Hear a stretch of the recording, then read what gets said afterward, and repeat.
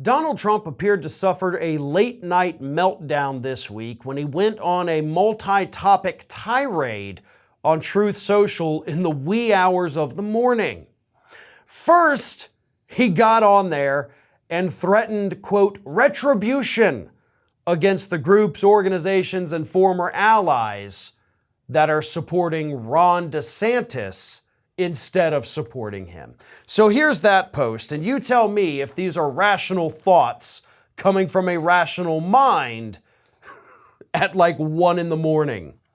Failed former Congressman David McIntosh and his globalist friends at Club for No Growth, who fought me all the way in 2016 and lost, and then fought me again in 2020 Senate races in Ohio, Alabama, North Carolina, New Hampshire, plus more, and lost again, are now threatening to spend money against me early because their new boy, Ron DeSantis, the man who wants to cut Social Security and Medicare, has dropped so drastically in the polls to me.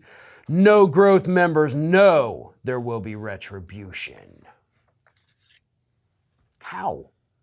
Like, what are you gonna do to them, Donald? I really wish you would go a little bit more in depth, elaborate a little bit more with some of your threats here, because you threaten a lot of people and literally nothing has happened to any of them.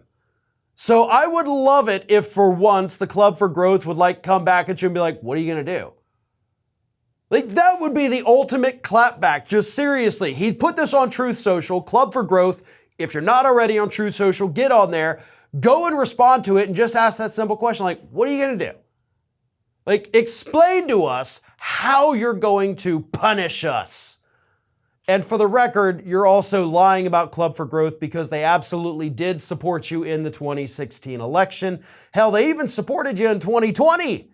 They just don't support you now. They've moved on to Ron DeSantis, as you're now calling him, which is somehow even worse than Ron DeSanctimonious. Like, just go with Meatball Ron. That was the nickname you workshopped. Go with Meatball. Everybody's already saying it left and right. You kind of had a winner there, but instead you're like, Ron DeSantis, that's not even a word. And it gets worse.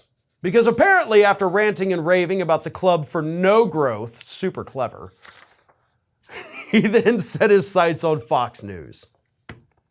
If Rupert Murdoch honestly believes that the presidential election of 2020, despite massive amounts of proof to the contrary, was not rigged and stolen, he misspelled that, then he and his group of MAGA-hating globalist rhinos should get out of the news business as soon as possible, because they are aiding and abetting the destruction of America with fake news. Certain brave and patriotic Fox News hosts who he scorns and ridicules got it right. He got it wrong. They should be admired and praised, not rebuked and forsaken.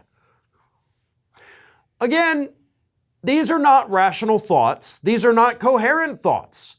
And they're coming from a completely incoherent and irrational human being, again, in the wee hours of the morning.